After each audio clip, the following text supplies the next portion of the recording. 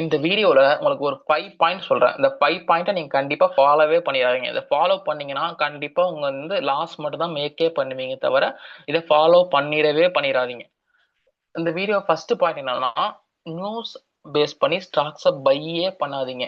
Even though நானே உங்களுக்கு ஒரு வீடியோ நான் மேக் பண்ணி போறேன் நாளைக்கு. இந்த ஸ்டாக்க பை பண்ணீங்கன்னா, 1,00,000 இன்வெஸ்ட் பண்ணீங்கன்னா, இன்னொரு 10, 15 வருஷத்துல 1,00,00,000 சம்பாதிச்சலாம்னு சொல்லிட்டு ஒரு வீடியோ மேக் பண்ணி போறேன்னா, நெவர்.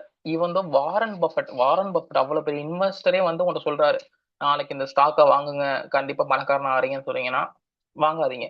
ஏன்னா, உங்க ஓன் ரிசர்ச் மேக் பண்ணுங்க. அந்த ஸ்டாக்ல போயிட்டு. நீங்களே போய் செக் பண்ணி பாருங்க. அந்த ஸ்டாக் பை பண்ணலாமா? இல்ல என்னன்னு. ஏன்னா வாரன் பஃபெட் 10,000, 20,000 கம்பெனி இன்வெஸ்ட் பண்ணியிருப்பாரு. அதுல ஒன் ஆஃப் த கம்பெனி தான். இந்த கம்பெனில ஒண்ணு லாஸ் ஆனாலே அவருக்கு பிரச்சனை இல்ல.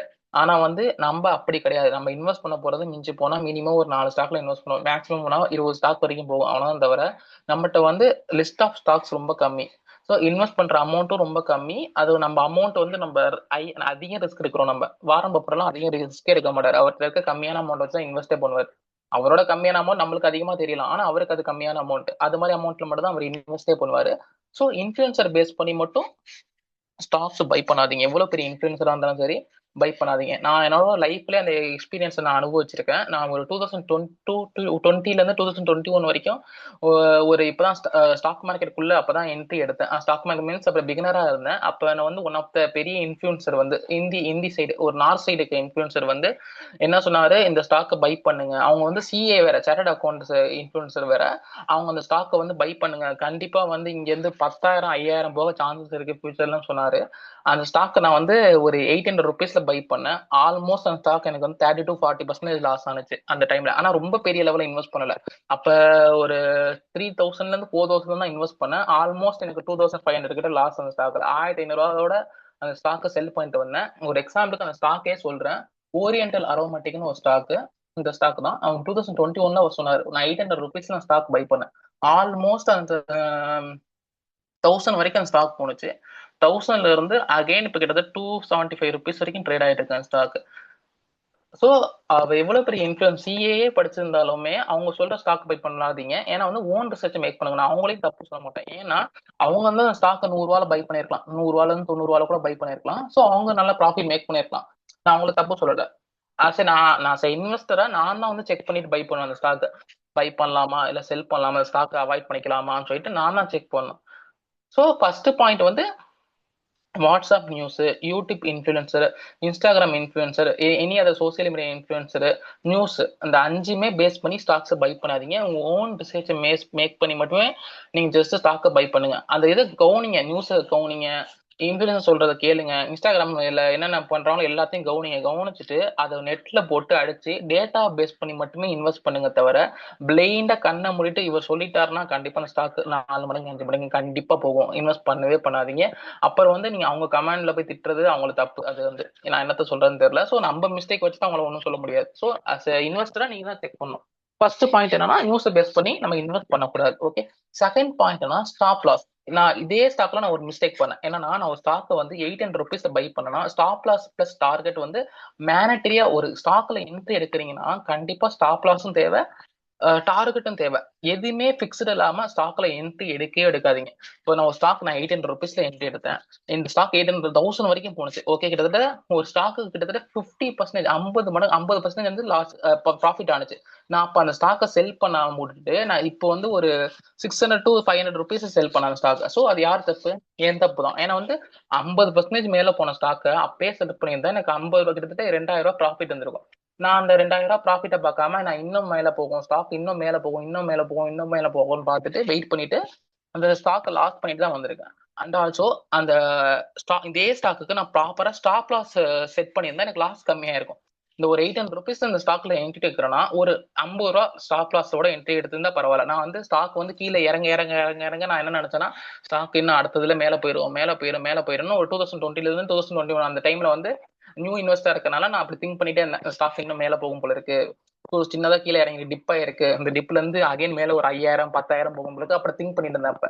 ஸோ எப்பயுமே இன்வெஸ்டரா இருந்தீங்கன்னா ஸ்டாப் லாஸ் பிளஸ் டார்கெட் மேனட்டரியா போட்டாலும், உங்களுக்கு சின்ன ஒரு எக்ஸாம்பிள் சொல்றேன். இங்க பாருங்க, ஸ்டாப் லாஸ் அண்ட் டார்கெட்டுக்கு மேனட்டரியா சொல்றேன். இப்போ ஒரு ஸ்டாக் 100 ரூபால இருக்கு. ஓகேவா? நம்ம 100 ரூபாய்ல அந்த ஸ்டாக் பை பண்றோம், 1 லட்சம் இன்வெஸ்ட் பண்றோம்னு வச்சுக்கோங்களேன். இந்த ஒரு 100 ரூபாய் ஸ்டாக் வந்து எவ்வளவுல போனா செல் பண்ணுவீங்க, மேல போனா செல் பண்ணுவீங்க, எவ்வளவு கீழே வந்தா செல் பண்ணுவீங்க, அதான் நம்மளோட இது. நீங்க வந்து 100 ரூபாய் ஸ்டாக் 110 ரூபாய் டார்கெட், 120 ரூபாய் டார்கெட் வச்சிருந்தீங்கன்னா அதுக்கு ஸ்டாப் லாஸ் வந்து ஒரு 95 ருபீஸ்ல ஸ்டாப் லாஸ் ஃபிக்ஸ் பண்ணி ஆகணும். சோ அந்த டார்கெட்டுக்கு ஏத்த மாதிரி உங்க ஸ்டாப் லாஸ் ஃபிக்ஸ் பண்ணியே ஆகணும். எதையோ நீங்க டார்கெட் வந்து ஒரு ஸ்டாக் 140 ரூபாய் 150 ரூபாய் போகும் டார்கெட் நினைக்கிறீங்கன்னா அது 90 ரூபாய் ஸ்டாப் லாஸ் ஃபிக்ஸ் பண்ணி ஆகணும் ஸ்டாக்கு. அதுவே அந்த டார்கெட் வந்து 120 ரூபாய் 180 ரூபாய்க்கு அந்த ஸ்டாக் போக சான்சஸ் இருக்கு நீங்க திங்க் பண்றீங்கன்னா அதுக்கேற்ற மாதிரி 20% நீங்க ரிஸ்க் இருக்கலாம், 80 ரூபாய் வரைக்கும் ரிஸ்க் இருக்கலாம். சோ ஒரு ஸ்டாக்குக்கு நீங்க எவ்வளவு டார்கெட் வைக்கிறீங்களோ அதுக்கேற்ற மாதிரி ஸ்டாப் லாஸும் வச்சே ஆகணும். டார்கெட்டும் முக்கியம், ஸ்டாப் லாஸும் முக்கியம் அந்த ஒரு ஸ்டாக்ல. ஓகே, உங்களுக்கு 2 பாயிண்ட் போயிட்டேன். ஃபர்ஸ்ட் பாயிண்ட் வந்து நியூஸஸ் பேஸ் பண்ணி இன்ஃபுளுசர், இன்ஸ்டாகிராம், அதாவது யூடியூப்பை பேஸ் பண்ணி எந்த ஸ்டாக்கும் பை பண்ணாதீங்க. செகண்ட், டார்கெட் பிளஸ் ஸ்டாப் லாஸை கண்டிப்பா வச்சே ஆகணும். தேர்ட் ஒன் வந்து பக்கெட்னா ஒண்ணு இல்லை, ஒரே ஸ்டாக்ல எல்லா பணத்தையும் போட்டு இன்வெஸ்ட் பண்ணாதீங்க. ஒரே ஸ்டாக், ஃபார் எக்ஸாம்பிள் நானே வந்து ஒரு 4000 வச்சிருக்கேன்னு வச்சுக்கோங்களேன். இந்த இதுல வந்து 1000 பிரிச்சு ஒரு 4 ஸ்டாக்ல இன்வெஸ்ட் பண்ணணும். ஒரே ஸ்டாக்ல இன்வெஸ்ட் பண்ணீங்கன்னு வச்சுக்கோங்களேன், லாஸ் தான் ஆகும். ஏன்னா ப்ராபபிலிட்டி ஆஃப் வந்து வின்னிங் வந்து கம்மி. ஸ்டாக் மார்க்கெட்டே வந்து ப்ராபபிலிட்டி பேஸ் பண்ணி தான் போகுது. என்னதான் நீங்க டெக்னிக்கல் ஃபண்டமெண்டல் அனலைசிஸ் பண்ணாலுமே நீ யாராலையும் ப்ரெடிக்டே பண்ண முடியாது. இந்த ஸ்டாக் இப்பதான் மூவ் ஆகும், இந்த ஸ்டாக் நாளைக்கு ஒரு 1000 போகணும்னு நீங்க திங்க் பண்ணவே முடியாது. நீங்க டெக்னிக்கல் அனலைசிஸ் சொல்லலாம். எப்படி சொல்லலாம்?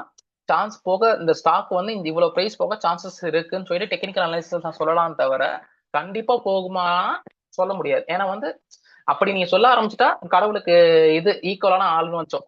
சோ யாராலும் எவ்வளவு பெரிய ஆளா இருக்கட்டுமே, அது எவ்வளவு பெரிய இன்வெஸ்டரா இருந்தாலுமே இந்த ஸ்டாக் இந்த பிரைஸுக்கு நாளைக்கு இந்த பிரைஸ் தான் போகுது, இந்த ஸ்டாக் அந்த பிரைஸ் நான் அடுத்த வாரத்துல போகுதுன்னு சொல்லிட்டு ட்ரேட் பண்ணலாம் தவிர கண்டிப்பா போகும்னு சொல்ல முடியாது. ஜஸ்ட் ப்ராபபிலிட்டி கேம் தான். டாஸ் நீங்க ஒரு காயினை போறீங்க, ஹெட் டெய்லு, நீங்க ஒரு ரேண்டமா ஒரு ஹெட்னு சொல்றீங்க, அது ஹெட் விழுந்துச்சுன்னா ஓகே, இன்கேஸ் டெய்ல் விழுந்துச்சுன்னா என்ன பண்ணுவீங்க? சோ அது எல்லாமே ப்ராபபிலிட்டி கேம் தான். உங்கள்கிட்ட ஒரு 4000 இருக்குன்னா ஒரு ஸ்டாக்லயே அந்த 4000 இன்வெஸ்ட் பண்ணக்கூடாது.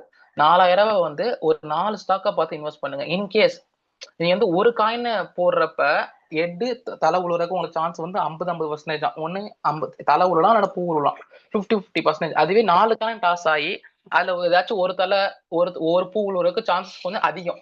சோ அதே தான், நீங்க வந்து 4 ஸ்டாக்ல இன்வெஸ்ட் பண்றது ரிஸ்க் கம்மி, அதே ஒரே ஸ்டாக்ல இன்வெஸ்ட் பண்ணா ரிஸ்க் அதிகம். சோ எப்பயுமே வந்து போர்ட்ஃபோலியோ டைவர்சிஃபிகேஷன் பண்ணிட்டே இருக்கணும். 4 ஸ்டாக்ல போடணும். இந்த இதுல வந்து ஒரு ஸ்டாக்ல டிஃபரெண்ட் ஸ்டாக் 4 ஸ்டாக்ல போடணும், ஒரே ஸ்டாக்ல போடாம. ஸோ போர்ட்ஃபோலியோ டைவர்சிஃபிகேஷன் பண்ணணும். 3 பாயிண்ட் முடிஞ்சுட்டு. 4வது பாயிண்ட் வந்து லோ லிக்விடிட்டி. இதுதான் வந்து one of the main point. இதுல லோ லிக்விடிட்டி என்னன்னா, லோ லிக்விடிட்டியில என்ன பிரச்சனைனா, ஒரு ஸ்டாக் வந்து 100 ரூபாயில போயிட்டு இருக்குன்னு வச்சுக்கோங்களேன். அந்த ஸ்டாக்கை வந்து பை செல்லர்ஸ் வந்து ஸ்ப்ரெட் எவ்வளவு தூரத்துல இருக்கு, ஹையஸ்ட் ஸ்ப்ரெட் இருந்தா அவாய்ட் பண்ணுங்க. வால்யூம், ஸ்டாக்கோட வால்யூம் இருக்கணும். ஹை வால்யூம் இருந்தா ஸ்டாக்ல போங்க, லோ வால்யூம் ஸ்டாக்ஸ்ல இன்வெஸ்ட் பண்ணாதீங்க. அண்ட் ஆல்சோ லோ லிக்விடிட்டி ஸ்டாக்ஸ்ல இன்வெஸ்ட் பண்ணாதீங்க. ஹையஸ்ட் ஸ்ப்ரெட் ஸ்டாக்ஸ்ல இன்வெஸ்ட் பண்ணாதீங்க.